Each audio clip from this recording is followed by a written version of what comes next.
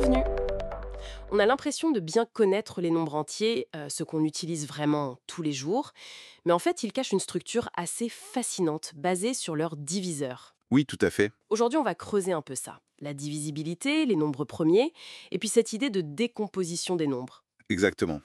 Et pour ça, on s'appuie sur des extraits de contenu éducatif, des vidéos qui expliquent justement ces notions. L'objectif, c'est de bien clarifier ces concepts, de voir comment ils s'articulent et pourquoi ils sont si fondamentaux en maths. Parfait. Alors commençons par la base de la base, la division euclidienne. Quand on divise un nombre A par un nombre B, Oui, on cherche à écrire A égale B fois Q plus R.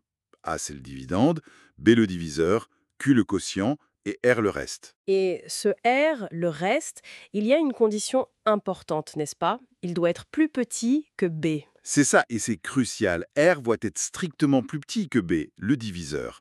Ça garantit que Q et R sont uniques pour une division donnée. D'accord. Si on prend 27 divisé par 4, par exemple, Mhm. 27, c'est 4 fois 6, ça fait 24, et il reste 3. Donc 27 égale 4, 6 plus 3. Le reste 3 est bien plus petit que 4. C'est ça la division euclidienne. Ok, très clair. Et c'est quand ce reste, ce R, est égal à 0 Ah, voilà, que les choses deviennent intéressantes pour la divisibilité. exactement. Quand R égale 0, l'équation devient simplement A égale B fois Q. Et là, on a tout un vocabulaire qui arrive. Oui, On dit que A est un multiple de B. On dit aussi que B est un diviseur de A. Et on dit que A est divisible par B. Tout ça, ça veut dire la même chose. La division tombe juste. comme dans votre exemple, 51 égale 3 fois 17. C'est ça. Là, le reste est 0. Donc, 51 est un multiple de 3, mais aussi de 17. Et 3 et 17 sont des diviseurs de 51. Précisément. Et pour savoir rapidement si ce reste sera 0 sans faire toute la division, il y a des raccourcis. Ah, les fameux critères de divisibilité. Je me souviens de ça. Oui, quelques règles pratiques. Par exemple, pour savoir si un nombre est divisible par 2, il suffit de regarder le dernier chiffre. S'il est 0, 2, 4, 6 ou 8, c'est bon, on dit qu'il est pair. C'est tout à fait ça. Et pour 3, c'est un peu différent. Il faut additionner tous les chiffres du nombre. Ah oui, Et si la somme est divisible par 3, alors le nombre de départ l'est aussi. malin. Pour 5, c'est encore plus simple. Ça doit se terminer par 0 ou par 5. Et il y en a d'autres. Pour 9, pour 10. Spéciaux. Les nombres premiers. Oui, alors là, on touche au cœur du sujet. Un nombre premier, c'est un entier naturel qui est plus grand que 1 et qui a exactement deux diviseurs. Exactement 2. Oui, ni plus ni moins. Ces deux diviseurs sont toujours 1 et le nombre lui-même. Donc, si je prends 7, ses diviseurs sont 1 et 7. C'est tout. Donc, 7 est premier. Voilà, Mais 6, par exemple, a comme diviseur 1, 2, 3 et 6. Ça fait 4 diviseurs, donc 6 n'est pas premier. parfaitement compris. Et attention, cette définition exclut certains cas. 1, par exemple, n'a qu'un seul diviseur. 1. Donc, il n'est pas premier. D'accord. Et 0. 0, il a une infinité de diviseurs, donc il n'est pas premier non plus. Les premiers commencent donc à 2.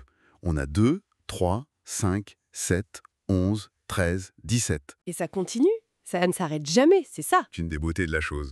Il a été démontré par Euclide il y a très longtemps qu'il existe une infinité de nombres premiers. Une infinité de ces nombres qui sont, en quelque sorte, indivisibles, sauf par 1 et eux-mêmes. Ça donne l'impression qu'ils pourraient être les briques pour construire les autres nombres. C'est exactement ça. On arrive à une idée fondamentale, un théorème même, le théorème fondamental de l'arithmétique. Ah, qu'est-ce qu'il dit? Il dit que tout nombre entier, plus grand ou égal à 2, peut s'écrire d'une façon unique comme un produit de nombres premiers. Unique. C'est ça qui est important. Oui, l'unicité est essentielle. L'ordre des facteurs premiers ne compte pas, mais les nombres premiers qui composent un nombre donné sont toujours les mêmes. C'est comme une signature. Prenons 60 par exemple. Comment on le décompose? Alors, on essaye de diviser par le plus petit nombre premier. C'est 2. 60 divisé par 2, ça fait 30. Ok. On peut encore diviser 30 par 2, ça fait 15. Oui. 15, on ne peut plus par 2. On essaye le premier suivant, 3. 15 divisé par 3, ça fait 5. Et 5 est premier. Exactement. Donc on s'arrête. La décomposition de 60, c'est 2 fois 2 fois 3 fois 5. Ou 2 au carré fois 3 fois 5. Et c'est la seule façon de le faire avec des nombres premiers.